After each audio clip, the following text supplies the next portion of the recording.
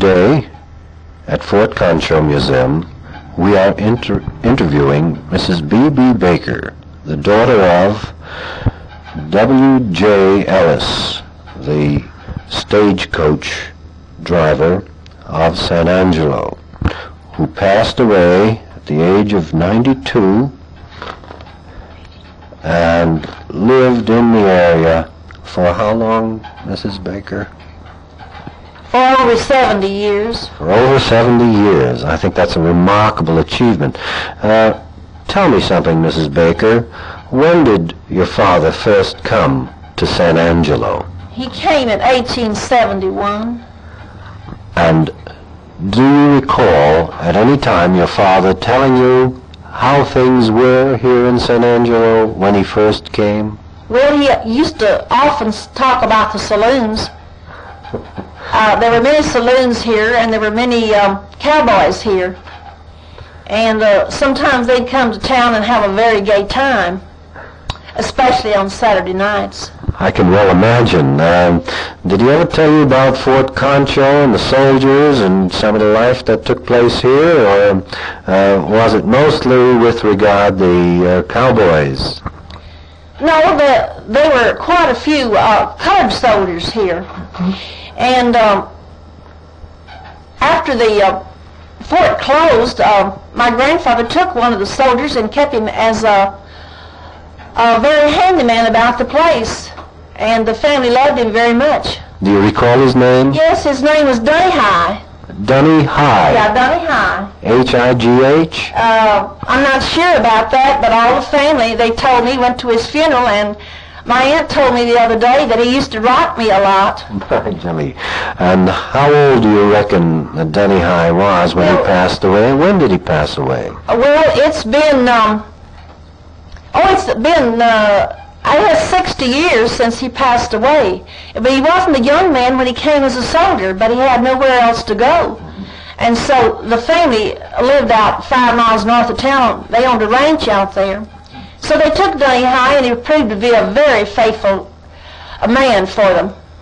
Well, tell me, Mrs. Baker, appropriately with regard to your dad, what do you recall about some of the stories that he told you regarding the early days here in San Angelo and the general vicinity? Well, the thing that I remember most is about the robberies that he had. Could you tell us about one? Well, at one time he was carrying $8,000, and he had it in a very small box at his feet. It was winter time, and he had a couple of coats with him. And so when they told him to stick it up, first thing he thought about was that money. And these robbers thought they were sure that he had the money with him.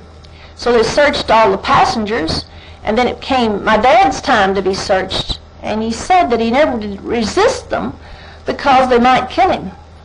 And then they might take the money too. So he put the money in the bend of his arm and threw his coat over it. And then he said, "You go through my coats." And so they looked in the pockets and turned the pockets wrong side out. They weren't there.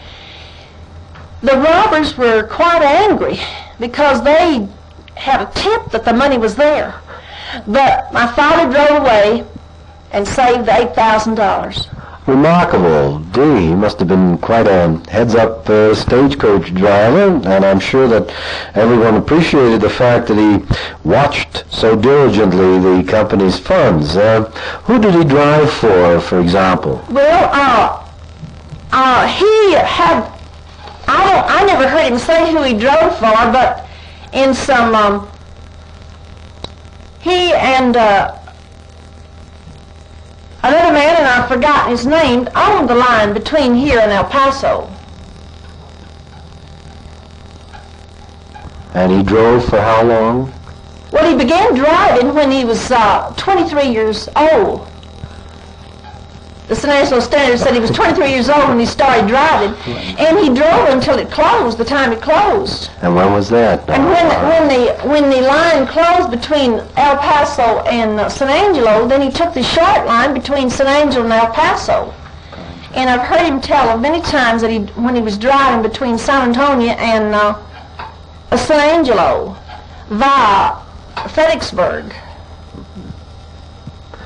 One time he had a very interesting trip coming from Fredericksburg. He said one of his passengers, a little shivering man, came out that had TB and he was going back to Pennsylvania. So my dad told him to go back in the house, and he gave him a pair of long underwear, and the man went back and put on the long underwear and then was a passenger for the stage.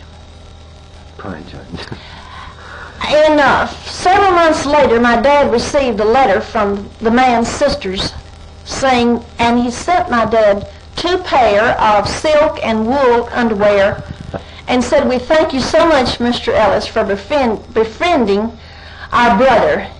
He's gone now, but you certainly saved his life that day." Well, judging from the weather we've had, I can well understand. Tell me something, Mrs. Baker. Surely your dad must have had a pretty good wife. How did your mother hold up under the rigors of frontier life here in this area? My dad wasn't married at that time, and he didn't marry until he was 46 years old. But he married a young lady from Kentucky. She had come here in 1886. And her father was in the ranching business north of San Angelo. He bought out the 7HD brand. And they were married in the First Baptist Church in 1900. And so at the time, he was an old bachelor. Well, usually we hear some very nice stories about the fact that the ladies really sustained these old bachelors on the frontier and did great service, and particularly when they were married, really held up a tremendous end of the situation here on the frontier. And usually the ladies of the frontier are pretty hard to sort of nail down. We always attribute a great deal to the men, but I'm sure that there must have been well of a lot that Mother must have done and suffered and struggled with in supporting and raising the family. But apart from that, we'd like really to hear a great deal more about some of the recollections of your dad here in San Angelo when he first arrived. Could you perhaps give us a partial description of what he encountered when he first came here? Well, from what I remember, there wasn't much of a town here. And so he worked on the Loomis Ranch, which was a very renowned ranch for a long time. That was new work for him, because he had been born in Pennsylvania and had lived most of his life in Minnesota. But he came out west, and you might like to know why he came west. His mother had died with TB, and so Baker's dad, the first stagecoach driver in San Angelo. See here, this last line was pushed out in 1888. Ah, very good. And Mrs. Baker will now continue where she left off on the first side of the tape when her dad first came to San Angelo. Now, you were saying that he found sunshine here in San Angelo. He found sunshine and friendly people. And good health? And good health. Well, wonderful. I think that things have relatively not changed in this area in that regard. Could you tell us perhaps a little bit about some of the people whom he recalled having met when he first arrived? Well, I don't know if it was just when he arrived or not, but I remember him speaking, and I've been with him to see Mr. Tweedy at Knickerbocker, and the McCormicks, and one of his close friends was Mr. Webb in the bank. How did he, for example, explain the routing of the stage? For example, how many passengers did the stage carry, and were these stagecoaches manufactured locally, or how did they come about being in the area to begin with? Can you hold that a minute? Sure. The Jack Copeland machine shop in San Angelo built the hacks. or the Tinker roller bearing type, then the last word in vehicles. The non-capacity was rated at 8 passengers, plus baggage and mail.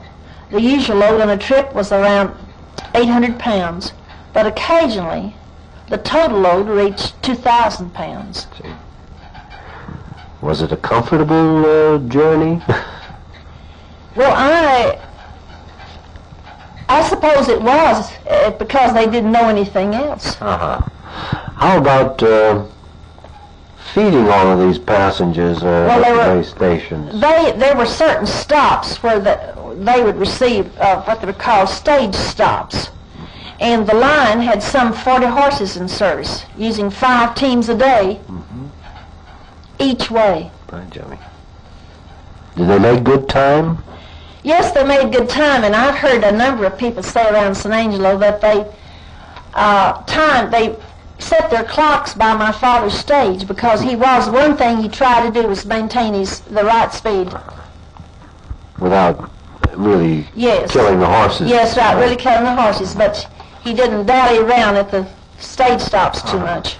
Did he ever tell you what he got paid for driving stage? He never did tell me, but in some clippings from San Angelo paper, it was about $1,800 a year, and then they could get a certain amount from their passengers too, and other freight that they carried. But the regular pay was only $1,800 a year. They didn't get tips, did they?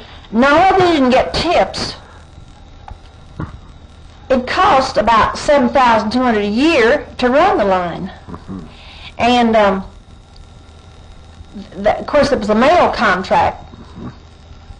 And any profit that was made had to come from the passengers and the express charges. I see. Very good. Well, this is very interesting and I think most exciting. How many times was your dad held up by road agents? I don't know the exact number of times he was held up, but one time he was held up in the fall, and the next spring the same robbers held him up again. And they had, in the fall, they had, the passengers and my father had made statements that they knew that robber, because the officers had found a cowboy that had $100 in his pocket, and $100 had been taken from one of the passengers. But in the spring, when they were robbed by the same people again, and not the cowboy, my father asked him would he make a statement, and he said, yes, I will. And some of the men on the stagecoach said, how about having some cigars? They thought he'd take cigars. Another would offer him whiskey, but he wouldn't take it. But he signed the affidavit that he was the same one that had robbed him in the fall. And so the cowboy was released from prison. Did they wear masks? Yes, they wore handkerchiefs over their faces. Interesting. So there we go. In terms of your life here in San Angelo, Mrs. Baker, you spoke briefly of having gone to the school grounds, the school right here on the parade grounds of the fort, and had played in some of the buildings here. How do you recall these buildings then? Well, the 2 buildings that are across the street from the school were in a rather fallen down condition. I could see the sky through them, and I imagined that I could see people running around, but of course I didn't. And I'm glad now, since I've returned, that they are repaired and that they are in use. And the sundial was on the school ground at that time. Yes. That was 60 years ago. Well, of course, the reason the sundial has been moved to where it is now is for its own protection. Oh, yes, I'm glad of that.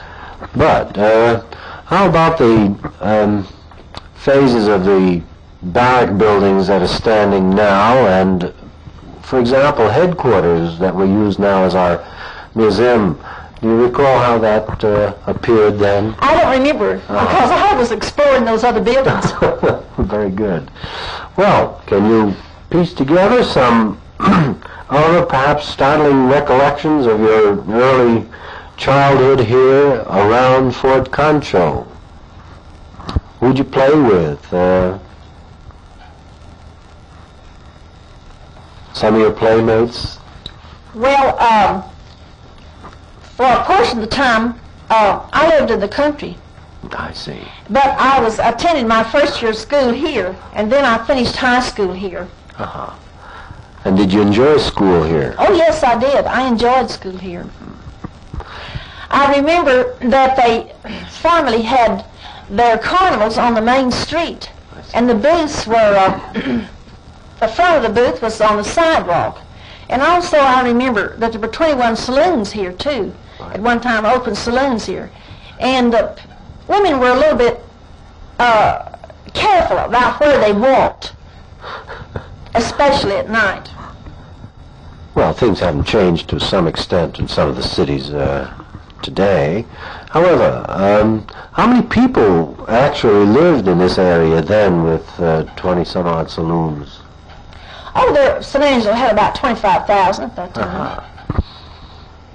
And the same ranching went on Yes. at the time? How about oil? Well, oil wasn't discovered until many years later. I see.